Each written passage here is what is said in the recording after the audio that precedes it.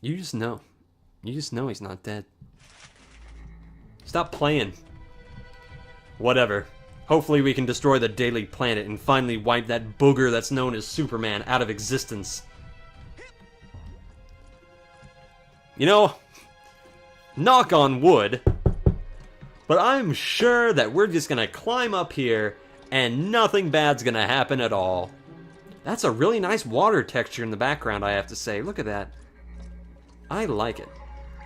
Here we go.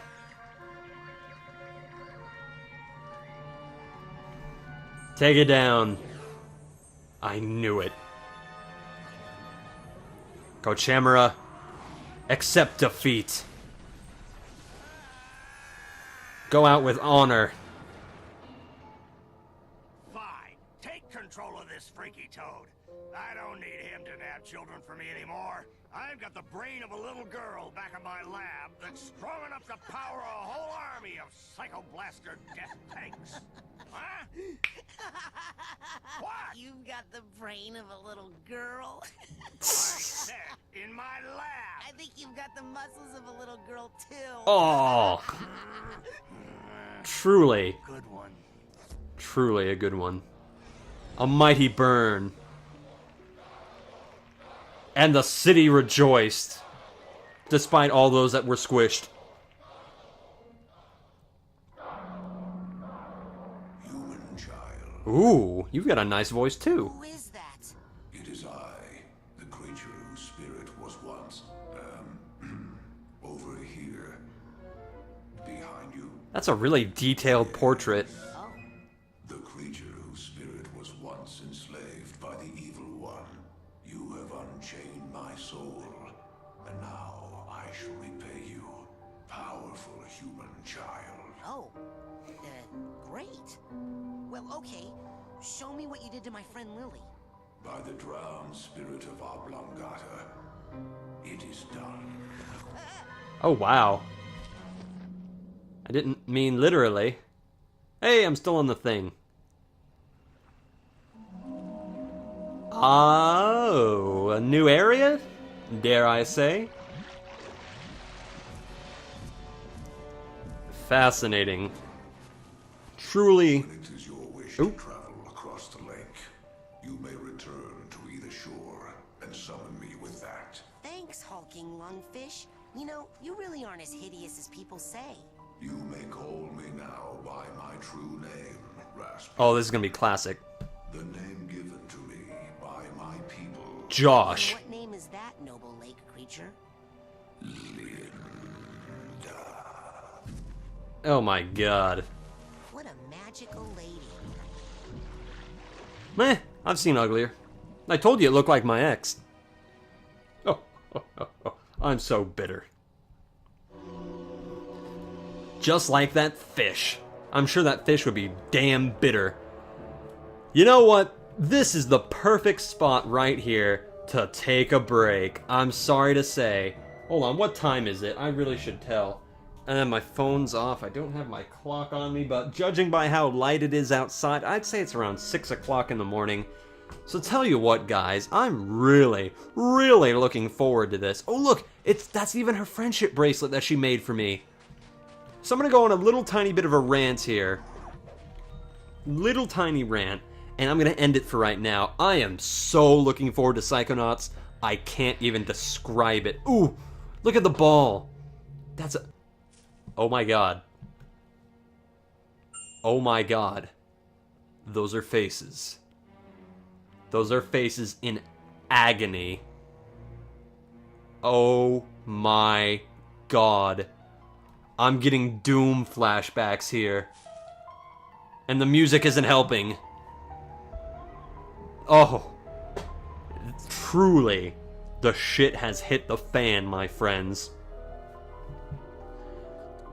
God, those faces are hideous. I mean, not out and out ugly, but just the look of pain that's on them. I don't want to look at that anymore. So, I have to say, the lungfish, I am sorry that I called you such terrible things when I first met you. First impressions are important, and you were kind of a jerk for stealing my girlfriend and all that, even though, we just became boyfriend and girlfriend, kind of, not really, and you took her away from me. And your appearance was so spontaneously hideous that I did overreact, and I have to say, I do apologize. Now that I have gotten to know you and know the soul that is within you, I have to say you are one of the most fascinating characters in this entire game, and I think this game would have been much, much less interesting without you in it, and I really appreciate that you have graced your mental presence here, Linda. So, with that said, I also have to apologize for calling you a jerk, because the true monster here is Oleander. Oleander and Lobato. Those two, I am going to take each of their heads in my hand and smash them together like coconuts. Well, like soggy coconuts. Like rotting pumpkins. There you go, that's much better. I'm going to take one in each hand mentally and smash them together again and again until they're goo. Unless they prove otherwise. This game has taught me that there are no finalities. Well, unless you die. But even then, who knows? So I'm going to give him the benefit of the doubt. I'm going to give him a chance to explain himself and his actions. For all I know, they both could be... Lobato and Oleander could both be being controlled by somebody else, for all I know. Maybe... I have no idea. Maybe there's a third person that's a mastermind behind this whole thing. And my God, we better get this thing figured out before my fucking dad gets here, because I think he is going to kick our ass no matter what happens. I don't care if the whole fate of the world is hanging in the balance. I don't care if the entire universe, the multiverse, is about to be destroyed.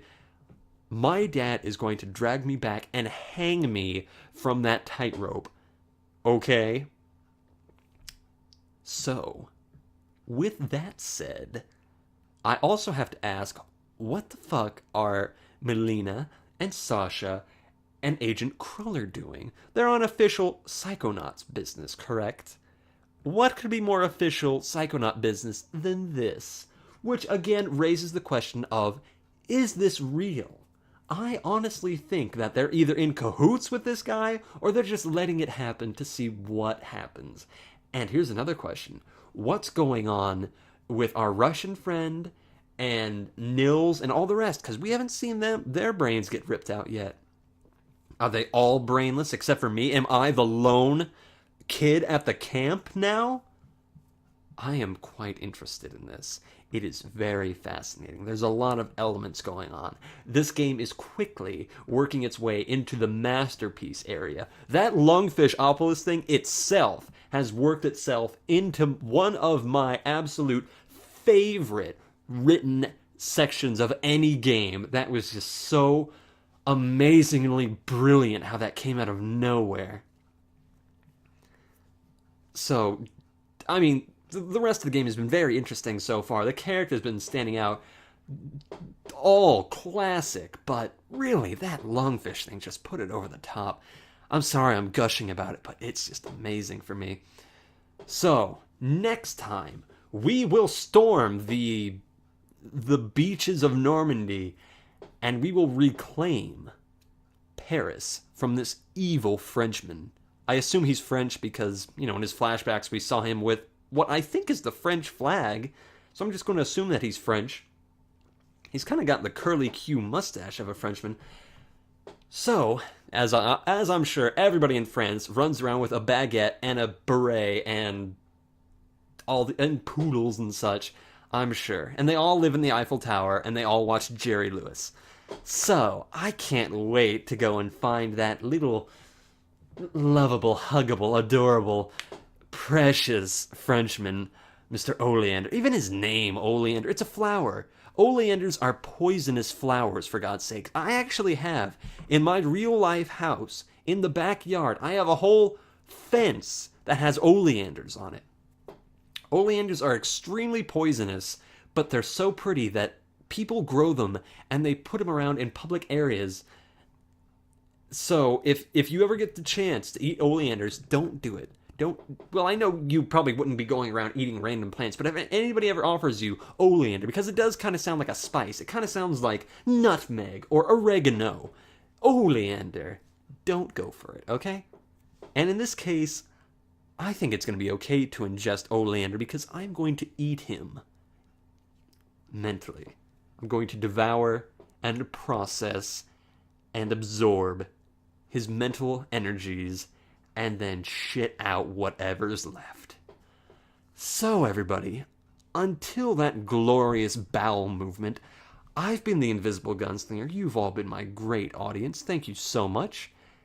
And I'm going to go and contemplate the citizens of Lungfishopolis a little bit more. And I hope you enjoyed this playthrough so far, and I'm really looking forward to the rest of it. So until then, guys, I've been the Invisible Gunslinger, and I'll talk to you next time. And until then, keep watching the skies for Kochemera. Because the city that he attacks next could be yours.